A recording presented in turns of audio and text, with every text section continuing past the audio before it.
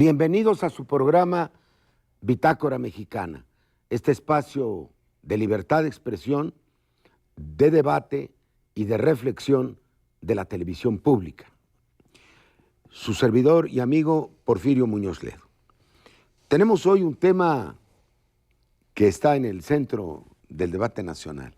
Ahora que esperamos una resolución de la Suprema Corte de Justicia sobre la acción de inconstitucionalidad que un grupo de senadores, dos de los cuales aquí presentes, han introducido para que se declare inconstitucional algunos aspectos de esa ley. Pero hoy nos proponemos ir a fondo al problema de la radio y la televisión en México. Nos acompaña el senador Carlos Sotelo García, que es actualmente el presidente de la Comisión de Radio, Televisión y Cinematografía de la Cámara de Senadores. Él es profesor, ha sido político militante desde hace muchos años, fundador del Partido de la Revolución Democrática, donde ha tenido muchos cargos en su Comité Ejecutivo Nacional y ha sido presidente de su partido en Colima, donde fue diputado local, y actualmente, insisto, es el senador que se encuentra a la cabeza de este proceso de reflexión sobre una nueva ley de radio-televisión, de la cual hablaremos también. Nos acompaña la senadora o exsenadora Dulce María Sauri, que es licenciada en Sociología y profesora en Antropología. Ella ha sido coordinadora general de la Comisión Nacional de la Mujer y presidenta de la Comisión Interamericana de Mujeres de la Organización de los Estados Americanos.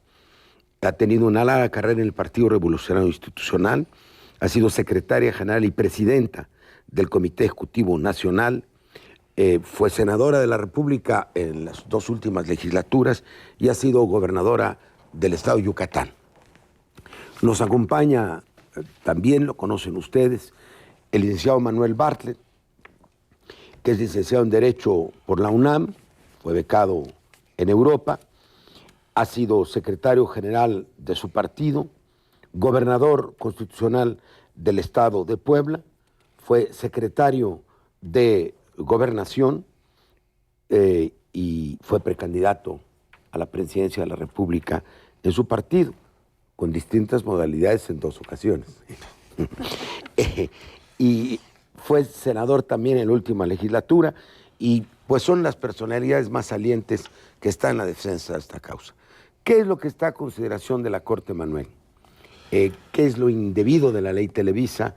¿Por qué ahora estas confesiones? Dijo algún periodista que unos se confiesan de lo que hicieron, otros confiesan a los demás de lo que hicieron diciendo que ellos no lo hicieron, otros se quedan callados y finalmente otros repiten lo que dijeron antes. ¿Qué está pasando? Bueno, mira, la ley Televisa es sin duda alguna una de las afrentas más grandes que puede haberse cometido en el Poder Legislativo en muchos años. Es decir, es una reforma a la ley de radiodifusión y reformas también a algunos artículos de la ley de telecomunicaciones, preparadas de tal manera, es un cóctel hecho por Televisa y su asociado TV Azteca para servirse de privilegios que dan hasta vergüenza decirlos. Se impuso esta ley ahora en tiempo como... ¿Pero cómo se impuso? ¿Qué estaban haciendo los diputados y senadores? ¿Comiendo pinole? Bueno, yo no estaba en la Cámara de Diputados, pero sé que a los diputados de entonces del PRI se les citó a una reunión rápida, ¿no? Se les dijo que era un gran proyecto que beneficiaba a todos y particularmente a los candidatos. Y la aprobaron en 7 minutos, sin lectura ni siquiera del texto. Unos dijeron que no la habían leído. Unos que no la leyeron y yo creo que todos los demás que no lo han dicho tampoco la leyeron. En la Cámara de Senadores hubo debate, más resistencia, sí, porque ya llevábamos en el Senado 5 años de estar luchando por una nueva ley de radiodifusión, en tanto que la ley actual es de 1960 y los productos actuales son lo más negativo. Tratamos de hacerlo, hubo una comisión especial para ello, formal, una subcomisión. Dulce María se encargó de coordinar el trabajo de los senadores priistas y hubo un trabajo intenso durante 5 años.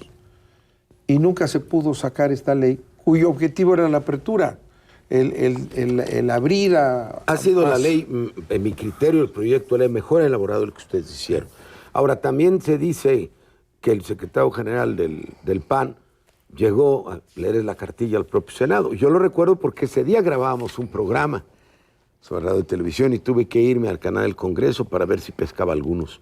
Entonces hubo instrucciones, una presidencialización del Congreso. Sí, los candidatos a la presidencia dieron instrucciones y los partidos de que votaran de ese lado.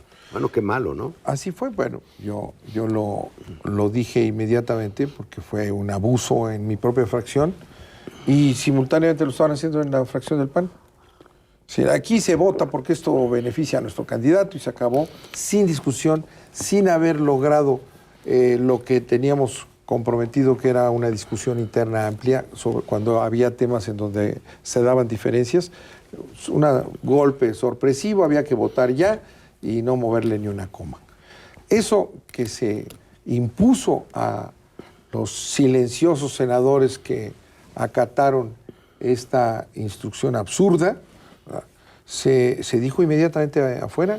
No es ninguna novedad, lo dijimos en la tribuna, lo señalaron Corral y algunos otros panistas, senadores panistas de entonces. Fue una imposición grosera y los senadores, en el silencio y esta dominación que se ejerce en las fracciones a base del control del dinero y de favores y canonjías, se aprobó, pero con una resistencia importante en el Senado. Ahí sí hubo un debate amplísimo. Gozamos de que no dependía el Senado, afortunadamente el Congreso no depende ni de Televisa ni de TV Azteca, que silencian lo que no les conviene. Salió en los medios públicos y el país se indignó. Es decir, ha sido un escándalo. Y perdió mucho el Congreso. Hay una causa, es una causa popular. Qué bueno. Lo que no se imaginaron los promotores como Emilio Gamboa, que sigue por ahí todavía haciendo de las suyas, lo que no se esperaban era que hubiera la posibilidad de que los senadores que estábamos en contra de todos los partidos pudiéramos lograr el 33% que establece la Constitución para que una minoría pueda demandar a la mayoría cuando la mayoría viola la Constitución. No lo esperaban, creían que la votación, esa prisionera, silenciosa, oculta, era el final. No lo ha sido. Demandamos y hoy la Suprema Corte ha tomado en consideración que es un asunto de enorme importancia y está a la vista de todos. Te lo agradezco, Manuel. Como el público se dará cuenta, en este programa a las cosas se le dice por su nombre y a las personas también, a veces por su apodo, pero con confianza. Dulce, es importante que el público sepa cuáles son esos artículos de la ley que están controvertidos. Los dos ex senadores son los principales promotores, junto con el senador Javier Corral, de esta acción de inconstitucionalidad, que se rige por el artículo 105 de la Constitución. Un tercio de diputados o de senadores puede controvertir una ley. ¿Qué es lo que ustedes están controvertiendo y por qué? Bueno, más que los artículos de la Ley de Radio y Televisión y de la Ley de Telecomunicaciones, yo quisiera comentar, por favor, dónde está el fondo del debate. El espectro radioeléctrico, que es a través del cual se está transmitiendo la señal que permite que nos vean en muchas partes. Es televisión abierta, por una parte, el 134 en el Sky y también entra en el cable, pero lo más importante es la señal abierta, la que no necesita ni cables ni se necesita pagar, es gratuita.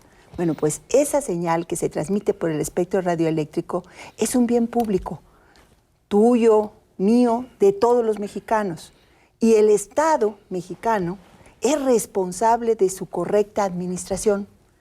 Lo que esta reforma cuestiona es la capacidad del Estado para que esa administración sea en beneficio del pueblo y no en beneficio de unos cuantos.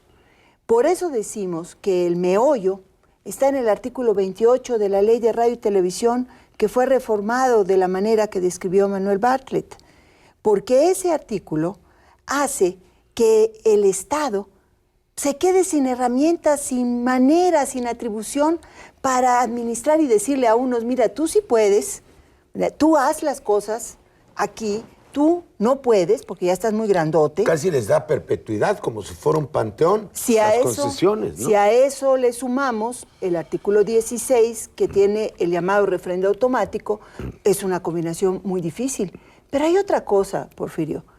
Ahora las innovaciones tecnológicas tan aceleradas, especialmente en el sector de telecomunicaciones, hacen que sea vital que el Estado mexicano conserve todas sus atribuciones para ejercer su rectoría. Y para adaptar a la nueva ciencia, a la tecnología. Así es, claro. Y para que esa tecnología no se encierre en unos cuantos o sea tan cara que impida que la mayoría disfrute de ella. Ese es el fondo del debate que estamos teniendo. Pero una pregunta para el público, ya lo discutimos alguna vez, ojalá lo recuerde. Hay que explicarles tal vez qué es la televisión analógica y qué es la televisión digital. Lo que se está tratando es de que los que ya tienen el pastel hasta acá, todo lo que venga en adelante también sea de ellos, como si fueran los dueños de los lagos y automáticamente los hacen los dueños de los mares. ¿Les podríamos decir qué es lo analógico y qué es lo digital? Mira, más sencillo. A ver. En este momento, la mayoría de las televisiones que están prendidas son televisiones analógicas. Que es un número limitado de canales. Así es. El digital es ilimitado. Porque la tecnología ha logrado comprimir. Exactamente. Y al comprimir, permite que vayan más señales en una misma frecuencia.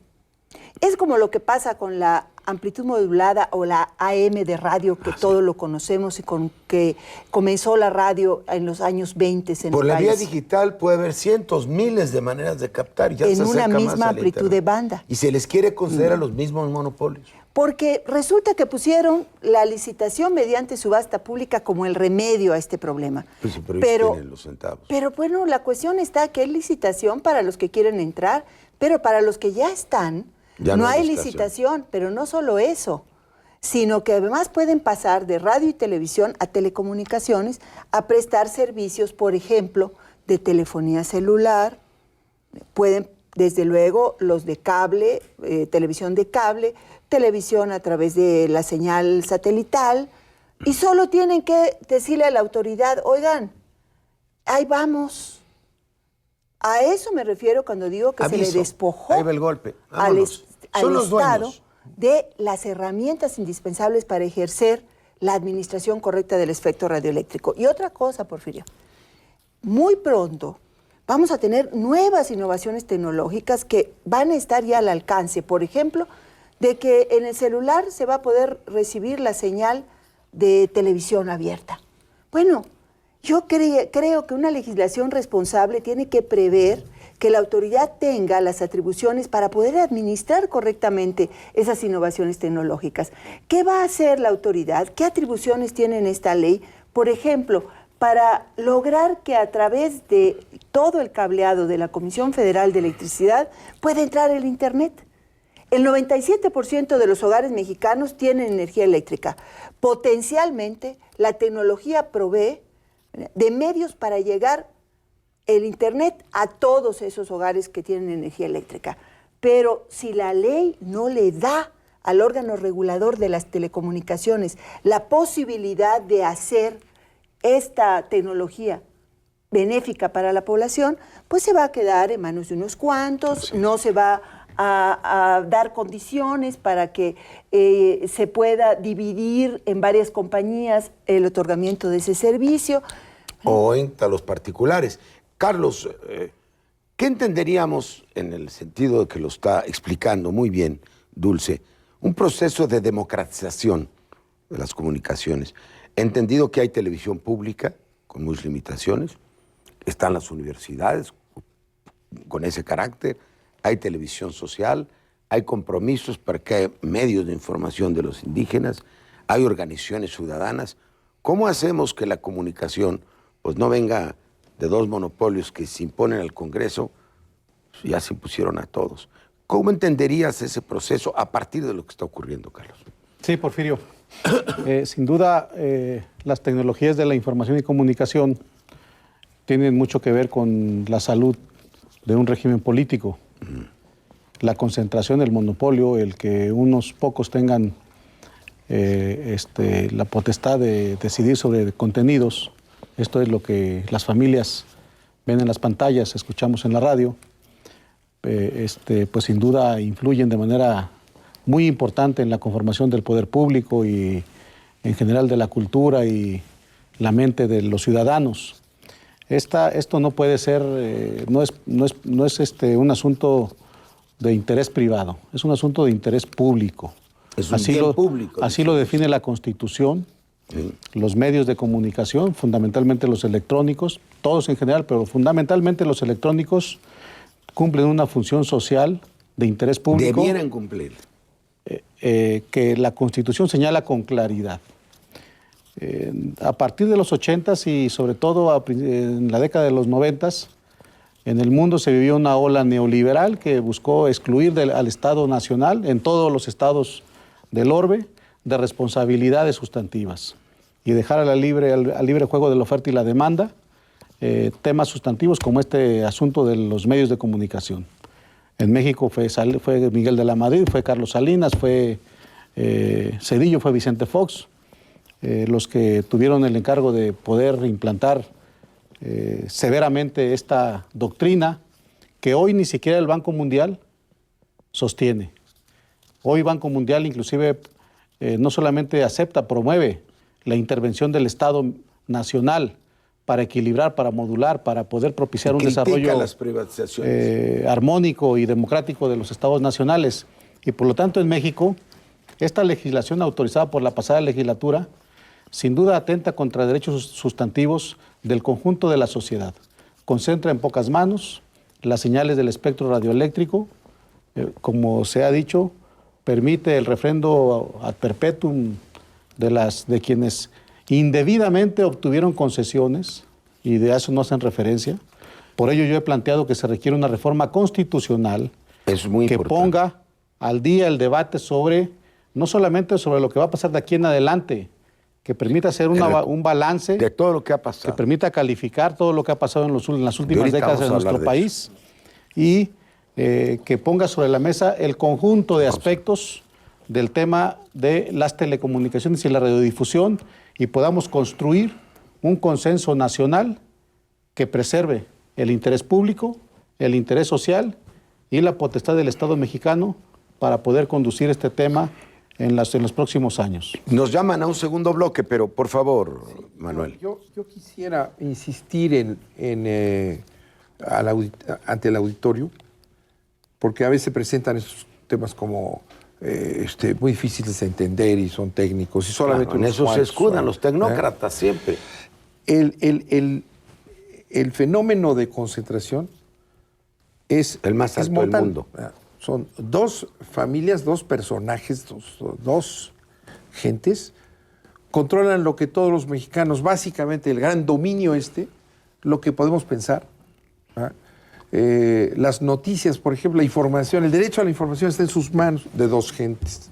Informan lo que quieren, de acuerdo con sus ideologías e intereses. A quien quieren. Sus intereses económicos. Destruyen a quien quieren, a quien osa enfrentarse. Estamos viendo hoy la furia y desesperación no de TV Azteca, porque TV Azteca es el aparato, ¿no? Del señor Salinas Pliego. Él está ordenando ataques furibundos que demuestran contra los jueces y contra quienes están a favor de un cambio de esta ley Televisa. Y eso, los demás, los mexicanos, se están dando cuenta ahorita de qué significa ese poder brutal. Ahorita es el momento en que la gente se da cuenta de su capacidad de aplastar a lo demás. Vamos a irnos a un corte, creo que estamos entrando a temas fundamentales. En el receso organizaremos un sindicato único de atacados por los monopolios.